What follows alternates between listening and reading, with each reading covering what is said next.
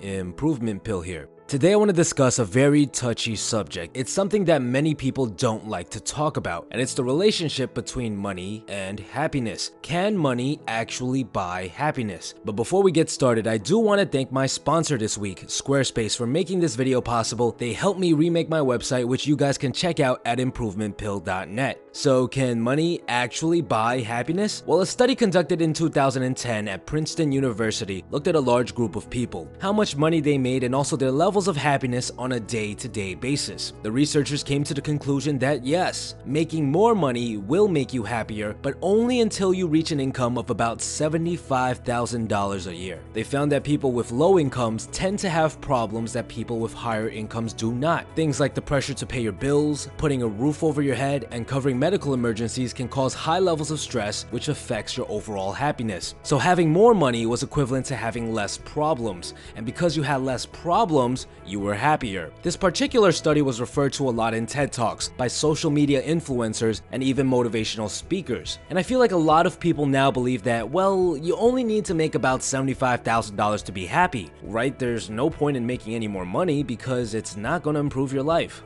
But just how true is this statement? Well, a study conducted this year by Professor Willens at the Harvard Business School found that the way you spend your money can actually have a huge effect on your levels of happiness. They found that people who spent more money on services like a personal maid, a laundry service, or even a grocery delivery service reported being significantly happier than their counterparts who made the same amount of money. See, it turns out that by having less responsibilities and chores, you can spend more time on the things you actually enjoy, like your family, your friends, or your hobby. And it's this freedom that drastically increases your levels of happiness. So it's not really right to say that making more than $75,000 will not make you happier, because if you think about it, it's pretty expensive to hire a maid or have your groceries delivered to you if you only make $75,000 a year. But what this study really teaches us is that it's not how much you make, it's how you use it. Let's say, for example, you're someone who makes $100,000 or even $150,000 a year, and you can afford to hire people to do your chores. This doesn't necessarily mean that you're going to be happy, because jobs that pay this much tend to require very,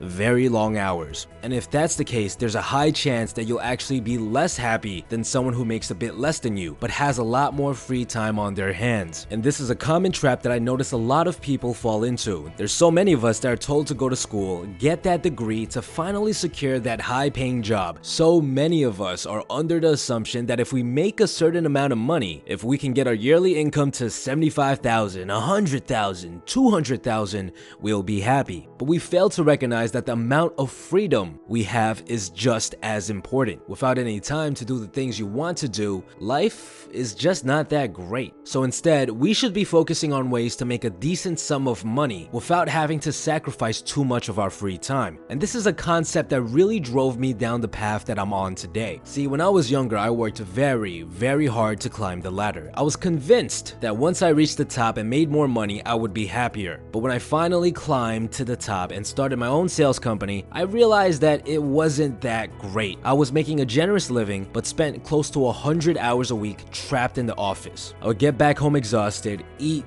pass out just to wake up early to start my hour-and-a-half commute back to the office again. I had never felt so enslaved before in my life. I literally had no freedom to do anything that I liked. It got to the point where I said, you know what, I've had enough. There has to be another way where I can make a living without having to sell my soul. And that's what eventually led me to the world of digital marketing, which is a topic that I covered deeply in another video of mine. If you're interested in that, you can check it out in the link in the description below. But there's also different ways of obtaining more freedom. I've had many friends who were able to negotiate remote work, where they were allowed to complete their work on their own time from wherever they wanted, and this gave them dozens of hours per week to do whatever they liked. Another option is to carefully choose a career that actually interests you, something that you are at least somewhat passionate about. And by doing this, you won't feel like you're wasting your time working in your field of choice. So remember guys, there's a sweet spot that you want to be at to get the most out of your money. You want to be making enough so that you're not stressed about the bills, but at the same time, you want to make sure you have enough freedom to enjoy the things in life that make you happy. So, can money buy happiness? Yes, it can, but you have to be smart about it. Again, I would like to thank our sponsors, Squarespace, for making this video possible. I've been thinking about rebuilding my website for quite a while now, and Squarespace made the entire process extremely easy. They have a bunch of high quality templates that you can choose from, and the editing process is simple and straightforward. You can drag and drop your pages to rearrange them, you can click on any feature on a page and adjust how it looks. It's great for those of you that are somewhat intimidated by the idea of building your own website. Head on over to squarespace.com/improvement pill for 10% off their yearly plan.